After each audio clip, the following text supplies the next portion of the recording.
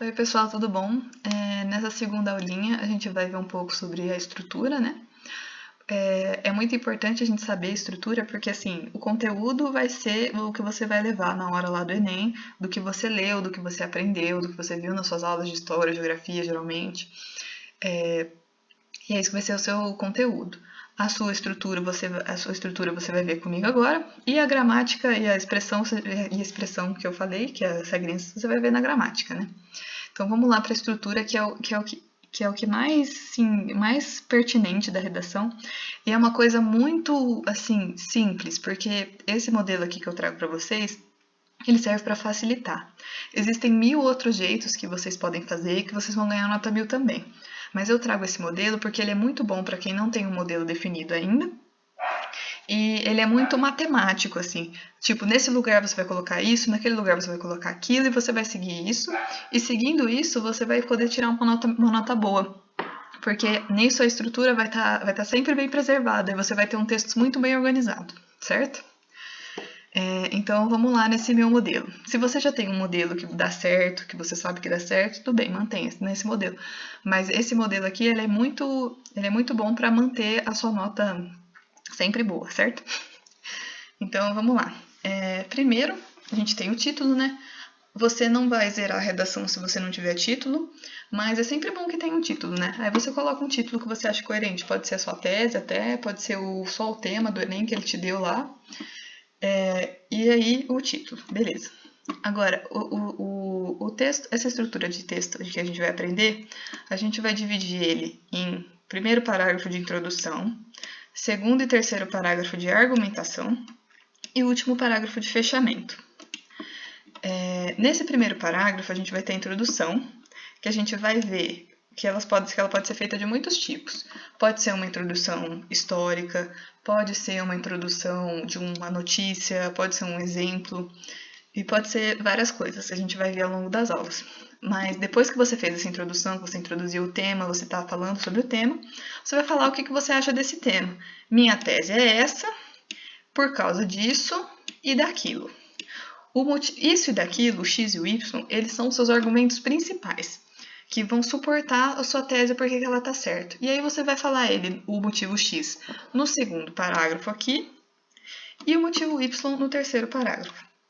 Quando você vai falar do motivo x, você vai falar assim: minha tese é essa por causa de x e y. Primeiramente, temos o motivo x, e aí você fala o seu argumento principal. E aí esse argumento principal vai ser suportado por A e por B, certo? Esse A e B, eles vão te explicar por que esse seu motivo X está certo, entendeu? E a mesma coisa pro segundo parágrafo. Eu vou fazer a próximo slide, ele é um slide de exemplo para vocês entenderem melhor o que eu estou falando, né? Porque esse A e B, X e Y fica confuso. Mas eu vou mandar esse modelinho aqui para vocês poderem preencher assim quando vocês forem fazer uma redação, entendeu? Beleza, aí você argumentou lindamente, tá maravilhoso, sua introdução tá linda. E agora vamos para o fechamento. No fechamento, a primeira coisa que vai fazer é você vai retomar a sua tese, vai falar com essa argumentação, eu quis chegar nesse ponto, aí você vai falar a sua tese. E aí você fala, já que eu demonstrei que isso é um problema, que você demonstrou lá, você argumentou, aqui está a solução. Essa solução vai ser a proposta de intervenção. A proposta de intervenção, muita gente acha que é só falar qualquer coisa que tá bom, mas a proposta de intervenção ela tem que ser muito esmiuçada. Tem que ser quem vai fazer, o que, de que forma e por quê. Você tem que lembrar dessas perguntas, você tem que responder elas com a sua proposta de intervenção. E beleza, feita a proposta de intervenção, você vai terminar, se você quiser, isso aqui é uma dica, você vai terminar se voltando para um ideal maior. Saúde, igualdade, liberdade, entendeu? E eu vou explicar isso certinho com um exemplo agora. Isso é mais para vocês terem a estrutura. Vamos lá, eu escolhi um tema qualquer aí para a gente poder entender como é que isso se encaixa naquele modelo. O tema que eu escolhi foi a problemática do lixo no Brasil.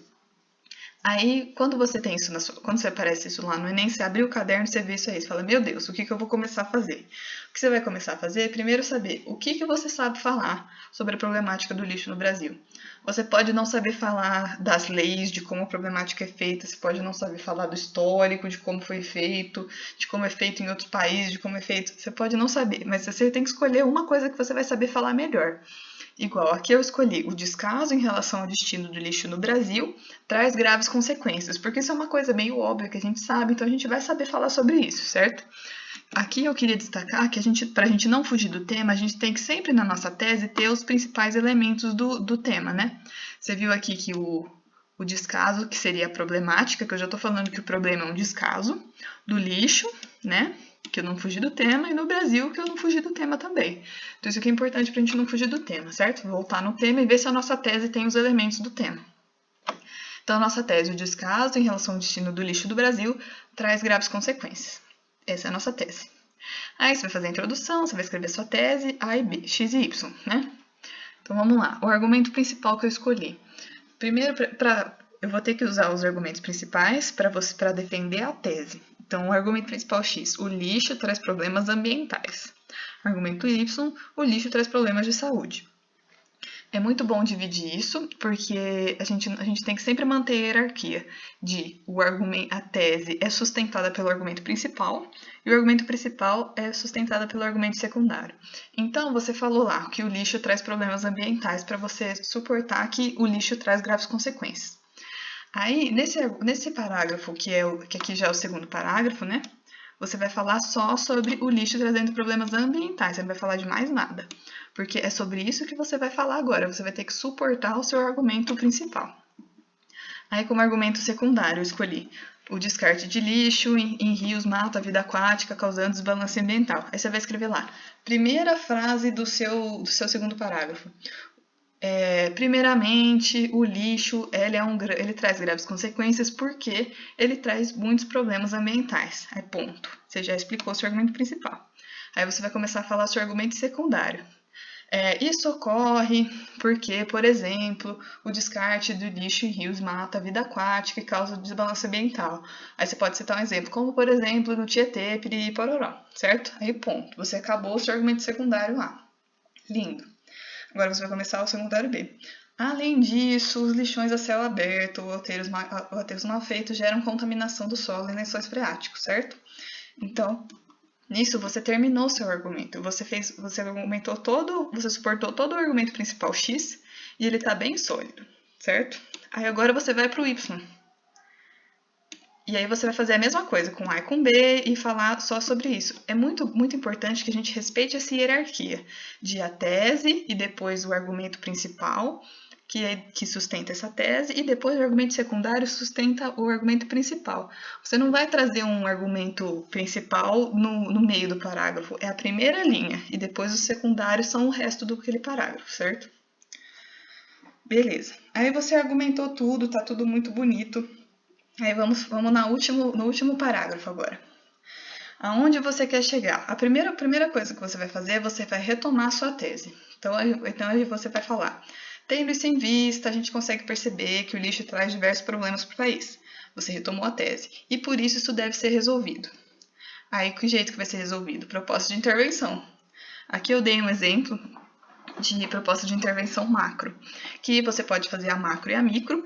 Dê mais importância para uma macro, que seria o governo, as instituições e coisas desse tipo, e a micro seria alguma coisa tipo pessoal. As pessoas devem, sei lá, reciclar mais, entendeu? É bom fazer as duas, mas se não conseguir fazer as duas, faça pelo menos a macro, certo? Que é mais importante. Só a micro fica um pouco complicado, né? Porque a micro, ela geralmente é menos efetiva, né? Então, vamos lá para a proposta de intervenção. A gente vai falar mais sobre isso nas próximas aulas.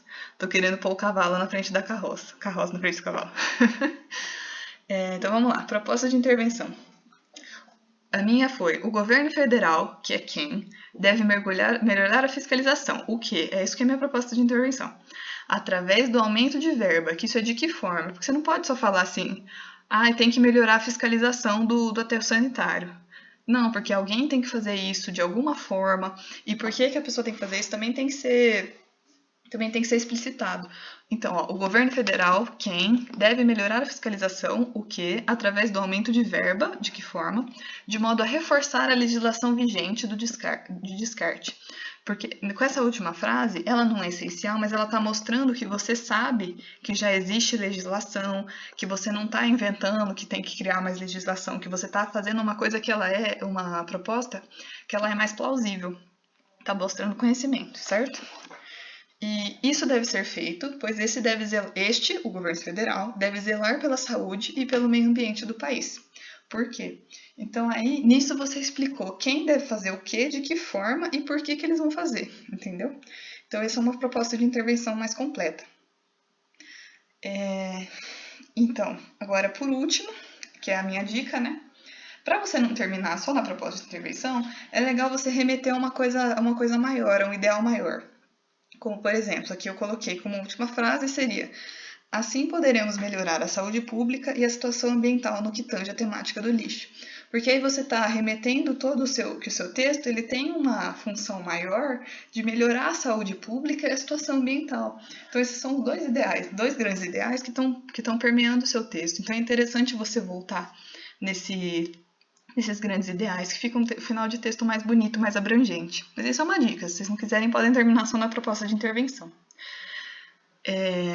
Então, eu acho que é isso, gente. De observação, tem aqui lembrar que os argumentos principais fundamentam a tese e que os argumentos secundários fundamentam os principais, que é respeitar a hierarquia, né? Então, eu espero que vocês tenham gostado dessa estrutura aqui. Para mim, ela foi, assim, salvadora, porque quando eu estava aprendendo redação, eu não sabia onde ia, o que ia aonde, o que eu fazia. E a proposta de intervenção também, para mim, era muito vago. E, assim, foi desse jeito que eu consegui melhorar. Então, eu espero que seja bom para vocês também. Qualquer dúvida que vocês tenham, podem falar comigo. E é isso, gente. Muito obrigada.